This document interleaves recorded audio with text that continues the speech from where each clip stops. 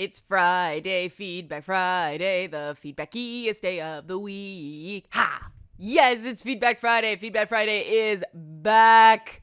And I'm excited because we had great feedback this week. And one of the surprisingly frequent requests was in response to a comment I made talking about gender again, which I admit I'm kind of bored of too, guys. But people like it and the videos do well, so I proceed. But I was talking about the fact that I don't get to talk about, sort of core game theory as opposed to game adjacent theory as much as I'd like to. And I dropped the example of, like talking about big versus good in open world games. And a lot of people were like, no, please talk about that. Please talk about that. And I'm like, whoa, this is awesome. And this is why I love my YouTube commenters. You guys are some of the best YouTube commenters in the freaking world. I love you. I love you. I love you. I love you. You're cool and rational and say interesting things. And I realize that most people don't have that. So thank you, thank you, thank you, thank you, thank you, thank you, thank you. So big versus good. Let's jump into that, shall we? And the best way I can describe big versus good is with a bit of a dated metaphor. I also call big versus good the silly putty effect. And yes, silly putty is for old people. I know it's not cool, but we were so starved for entertainment. As a child, we took these globs of pink goo and smushed them onto newspaper comics so that it would pick up the ink from the comic, and then you could stretch the silly putty into weird and distorted caricatures of the original image, kind of like what people are doing with Fallout 4 mods right now. And it's hilarious to me because I just love the fact that game developers have gone increasingly politically correct, and the minute they open it up to their mod community, all the things that they assiduously avoided in their game get put back in by players. And it's not just a couple of perverts. These mods are popular, and I find that hilarious. And Momo finds it hilarious. Don't you, Momo? Well, he would if he wasn't asleep.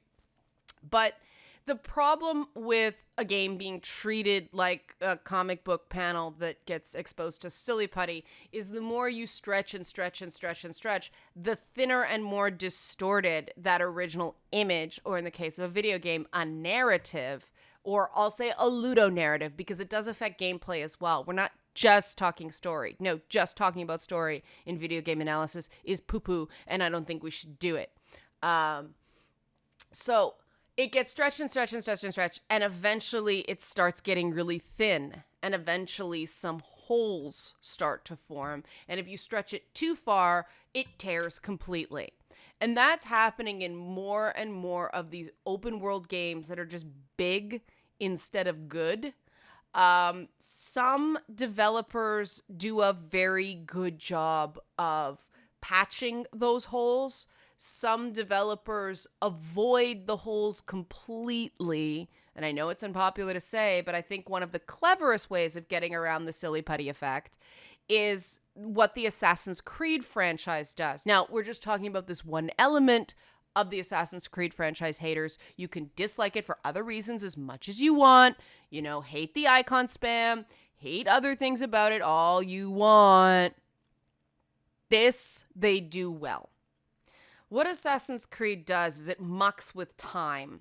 So it deliberately presents, as they call it, sequences out of chronological order. So whatever, assassin you're playing at the time can wander off into a different location or, a different period of time completely.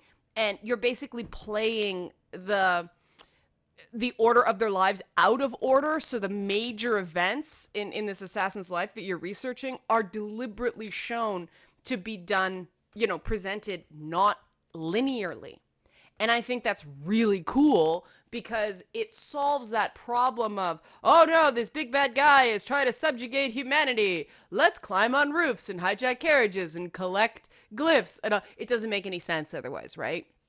But Assassin's Creed has built an explanation for that sort of random exploration right into the concept of the game. And I really like that about Assassin's Creed. I feel like it doesn't insult my intelligence, and the developers just took that extra step to help me sort of suspend disbelief and immerse in the world. Now, immersion's one of those subjective things that what works for one person doesn't work for another person, and that's going to happen with any game. Another game I felt was surprisingly not bloated was The Witcher 3. And I say surprisingly because I felt The Witcher 2 was a real example of big instead of good. I felt like The Witcher 2, to get around the sheer size of the story they were trying to tell, artificially blocked off exploration within the game. So there were certain thresholds that you crossed over and then you couldn't re-access parts of the map because of a magical wall. And I just felt like it was too obvious. And I felt like the different characters you temporarily took control over, like that brief part where, which king is it? I don't remember. There are too many kings. But that part where you're just walking around with the king and then you fight, who is it, Saskia? I felt like that was a distraction. The weirdness of being pulled out of Geralt's perspective was so strange. And that's an example of trying to make a big experience instead of trying to make a good, cohesive experience. And I felt like The Witcher 2 was trying so hard to be so big and so majestic that it had a lot of unintended consequences. The Witcher 3 was also a huge game, but it managed to create a feeling of a persistent world that was an experience as opposed to an artificially restricted story. There weren't those moments of dissonance where I felt an option should be there and there wasn't, or I felt like the game narrative was pushing me in one direction and the controls were pushing me in the other, the options I had were pushing me in the other.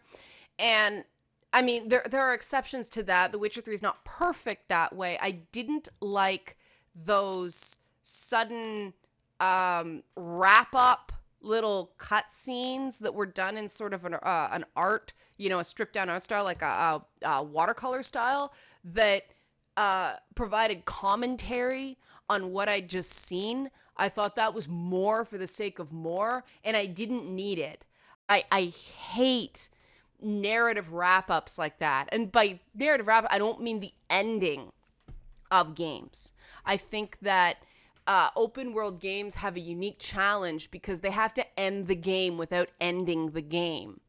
And the problem Fallout 3 got into in the big versus good category is the ending of Fallout 3 sucked, and it was a hard ending. Like, it was just, we're going to wrap this up and we have a predetermined ending after this massive open world experience. And I don't know of anybody who liked it. Now, I'm sure there are people out there who did like it. I just don't personally know anybody. Everybody went, yeah, that was sort of a letdown. And, on the other hand, game developers try really, really hard to spit you back into the game to create this sort of persistent reality so that they can sell you overpriced DLC. And if it's not done well, that also is big instead of good. It doesn't feel satisfying. Like, yep, I'm back in because I expected to be back in. Is the world terribly changed from my actions? Well, it depends game to game. And even the Dragon Age franchise, which you guys know I love, but I felt like Inquisition suffered from big versus good, or silly putty, the silly putty effect. Because, first of all, how long did it take all of us to get out of the hinterlands? Oh my freaking God. Every time I see that map, I'm just like, no, get it away. the Dragon Age games are taking on an unfinished quality, ending on cliffhangers that are then partially resolved in DLC. And I don't think you should have to buy DLC to get a complete story. I know there's an ongoing narrative thing with the DLC for Dragon Age Inquisition. I haven't been able to play it yet. I hear it's really good, but I feel like a game that you spend that much money on, and I know games are expensive. I know they are. But, expensive to make. I mean, I'm trying to sympathize with the developers here.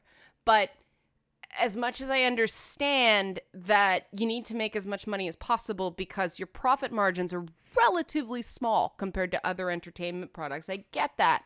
You still have to provide a complete experience in your core product. And I felt like Dragon Age Inquisition came precipitously close to not doing that. And I still think the original Dragon Age Origins had some of the most legitimate moments of player choice in any video game ever. I felt like the great thing about that game is that your choices mattered.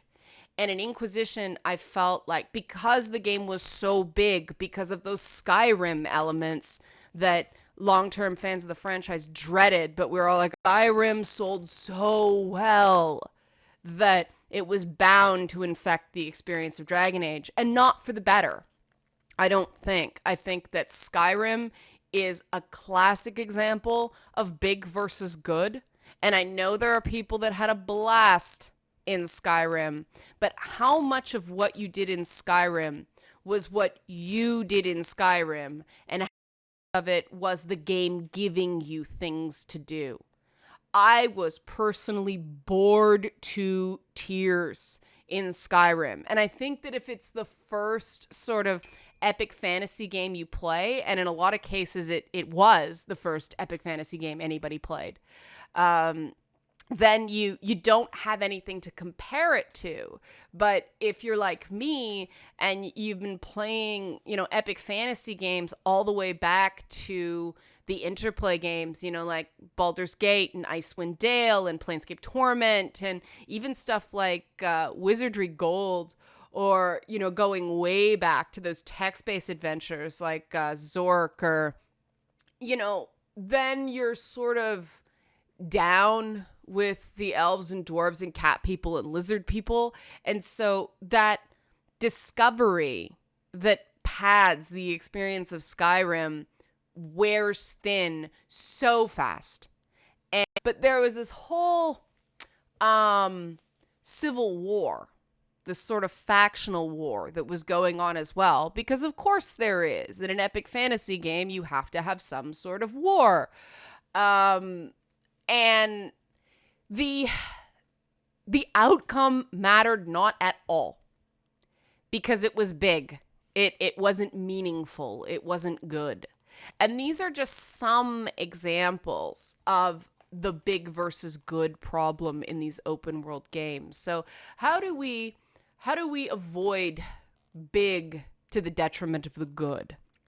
Well, I think, the answer lies in games like Assassin's Creed, who create a pretext for the distractions. I mean, that's one solution. The other is to create a main plot, like The Witcher 3 did, like the original Fallout did, that allows you to deviate from your main objective, and it still sort of makes sense. I mean, in The Witcher 3, Geralt doesn't really know where Ciri is, and so it's sort of like following a lot of false leads, and he is still a Witcher, and there are going to be those things that sort of pull his attention away from the main goal, because he needs money, he needs to keep things going, and that is his job, so it makes sense to me. Also, the Ciri through line, the main quest, had enough pieces to it that you could keep going back to it, and it didn't lurch the game forward the way so many primary campaign quests do in these games. You get trained to avoid them until you've completed everything, and I find that a big frustration because you don't know what quests are going to be cut off, right? I mean, there's that big moment in Fallout 4 where you make a choice and a whole bunch of quests fail. And it's just like, oh, that's just the most frustrating. I think that games like Fallout that do that need a state between completed and failed, because this is a big complaint for me in these, secondary quest objective game design things, is if you don't complete the quest the way the game tells you to, you have, quote, failed the quest, as opposed to you resolved the quest in a different way. And I think that when you cut off quests because you have made a central plot decision, the game should mark them resolved, not failed, or abandoned, or something. Failed punishes the player for making a choice. And you don't want that in a game. Games are supposed to be fun. You're not supposed to give the player that sense of disappointment for making what is essentially a moral choice, because you beat the game no matter what, and there's no real benefits. I mean, I personally found shooting down the they call the vertibirds. I found that kind of fun because I like that. I like the crash, but I didn't know that going in. I just, it was a lesser of evils choice. And I like lesser of evil choices. I like tough moral choices in games, but I didn't find that one that hard.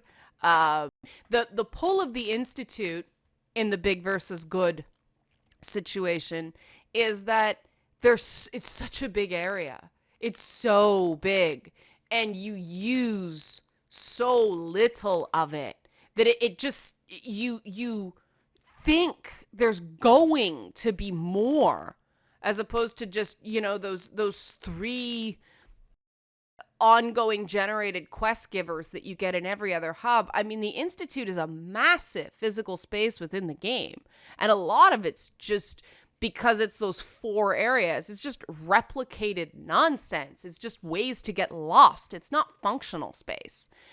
The moral equivalency they attempt in these games is another example of big versus good. They put in these choices because they think you're supposed to have choices.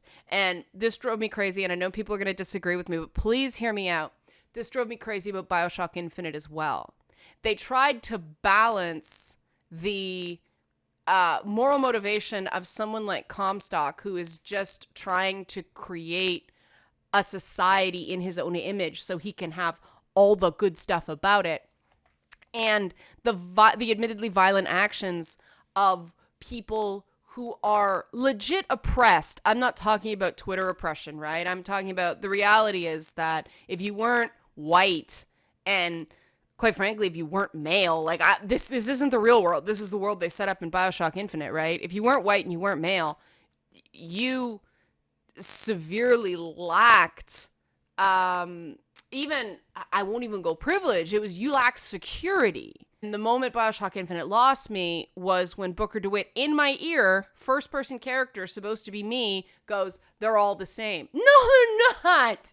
No, they're not. And this is the same issue I have with Fallout. They didn't give you enough, and yet they gave you too much at the same time to really struggle with the morality of, and most people, even if they made a different decision, I've heard from other players, they didn't really struggle with the choice. And when you build those choices in a game, you want the player to feel like the choice is meaningful. And that's a very tricky thing, because I know the weird thing is that previous Bioshock games were developed with the idea that if you got a benefit from saving the little sisters, then it wasn't a moral choice. And now all of a sudden we have moral equivalencies, so there's no moral choice whatsoever in Bioshock Infinite. It's funny, it sort of steps away from the the original design intent is as Ken Levine has stated it, and I think that's just because the game was too damn big. I mean, they called it Infinite. They had massive aspirations in that regard. And, I think the game did suffer from the concept just being too huge. And I get why developers are doing this, because technical hubris, I'll call it, sells games. We have this weird thing in video games where people do not want to talk about the plot of the game. I don't understand that. Because most people, the vast majority of the tens of millions of people who play video games out there, not gaming enthusiasts, people who play games, which is the vast majority of people out there, they want to know what the game is about. When a casual friend of mine asked me what game they should play, they want to know what the story is. They want to know what the basic premise is. And that's precisely what we don't talk about when we sit for an entire day. It's 2 days now. It's 2 freaking days. It's Sunday and Monday now. We're stuck watching press conference after press conference. And they're just hype orgies. There's very little real information in them. And what do we get? Graphics and scope. Graphics and scope. How many cars there are in a game. How big the map is. How many characters you can play. There's absolutely no attempt to explain why the size matters. It's seen as an inherent selling point because it's big. And that's not necessarily true. I mean, I know that some people like the idea of having a game they can play for hours and hours and hours and hours because they'll only buy 2 games a year. And that's fair. But the reality is you can do that without a map so big it takes forever to get anywhere. And fast travel doesn't solve the problem because nobody likes looking at a load screen. We're getting to the point where most people with their with the TVs they own, with the way they're set up, cannot actually discern the difference between 720p, 1080p, and 4K. And I know people are like, oh, I can tell. Yes, some of us can tell. And once you sort of cross that horizon, once you understand 60 frames per second, it's better. Once you understand 4K, it's better. But most people cannot tell the difference. Okay, especially people who are watching on like a 32-inch screen from 6 feet away. The viewing distance is wrong. The monitor's probably not properly calibrated. They don't see what we're seeing. So the vast majority of people who play a game want to know how it will entertain them.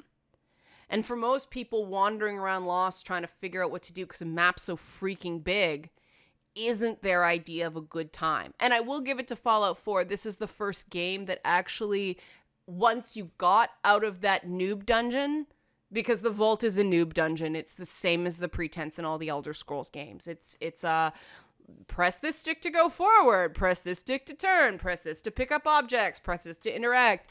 But once you get out in the world, there is something guiding you somewhere. And I thought that was great because in previous games, it's so easy to get lost once you get out of that noob dungeon. So that's good. But then it was just the uncanny valley that Fallout 4 creates between when you hit Sanctuary Hills and when you hit Diamond City and the game actually gets going is massive. It's this massive gulp. It's the hinterlands of Dragon Age Inquisition. Like, oh my God, it just goes on forever because there's nothing really pulling you to Diamond City. And it's so far away on the map that you do have to level grind to sort of get up, because the farther south you go, the harder the monsters get, right?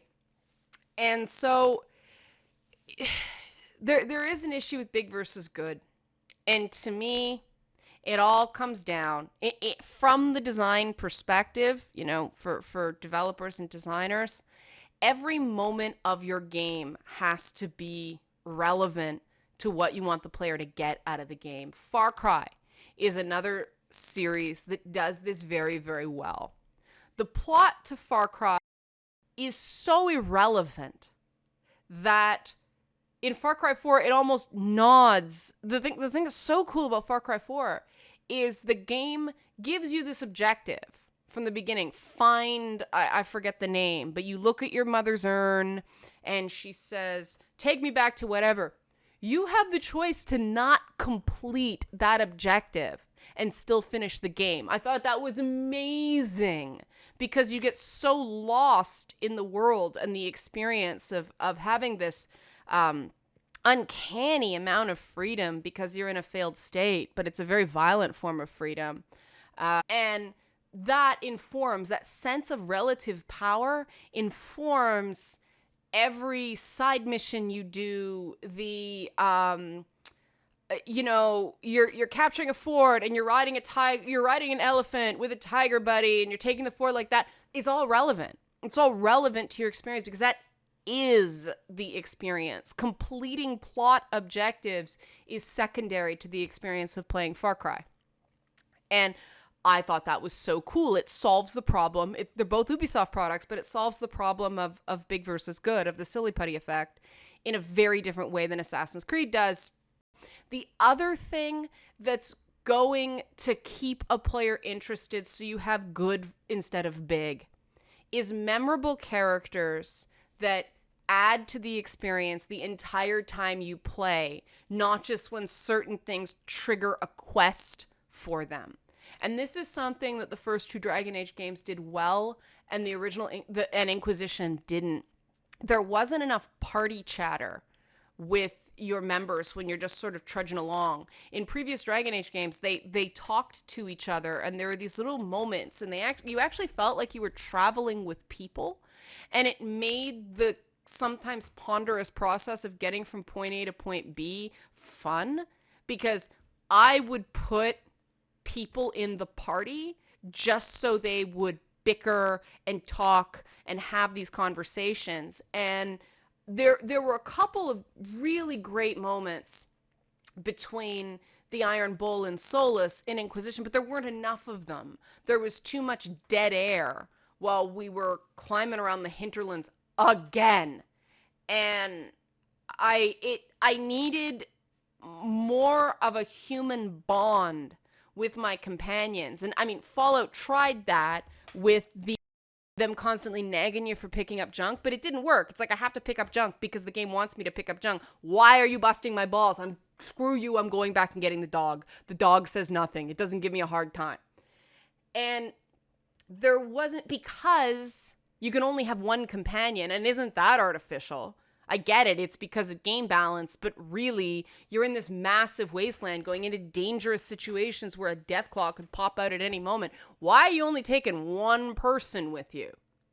And there were these cool moments when you traded off and they'd talk to each other, and those are really well done, but you only got them when you switched characters, so you didn't have that ongoing human experience while you were playing and exploring and all that stuff. And I get it. Voice acting is expensive, relatively expensive, because you have to pay a voice actor, by the day, as opposed to a programmer who's on salary, and you can work them for 14 hours a day or 8 hours a day, and they get paid the same thing. Guess what? Most programmers get worked. But that's not right either. But we're talking about what's going to make a game good, not what's going to make a game cheap. And when I think about play value, I've replayed Gears of War 2 and Uncharted 2, as well as pretty much every single one of the God of War games. I've replayed each of them like 4 or 5 times. So I have gotten as many play hours out of those games, playing them over and over and over again, watching for my favorite moments, or the big cinematic thing, or, goofing around with the combos and controls. I have gotten as much enjoyment out of those games as a 60-hour first run experience. But I'll go back and say, what a great game. Thinking about those games, I want to replay them, as opposed to these big open world games where I'm just like, I never want to touch it again. Never again. I played through Dragon Age Origins 4 times. I played through Dragon Age Inquisition once, and I was done with it. Because it was bloated, and it was too much, and the experience to get to the end and to make those different choices was not rewarding enough for me to want to go through the whole thing again just for the highlights. And the experience of playing the game, not just unpacking the story in a game, has to be enjoyable enough for somebody to want to get to that next chapter, want to find out the next thing. Because you get to the point where you just don't care. And that's narrative construction in a game is a different topic. But hopefully you guys enjoyed this. I could keep talking about this. It's a big topic. And unfortunately, the only way to address it initially is by examples, because getting into the actual theory of it, I think will lose people. But hopefully people saw some examples and sort of got what I'm getting at.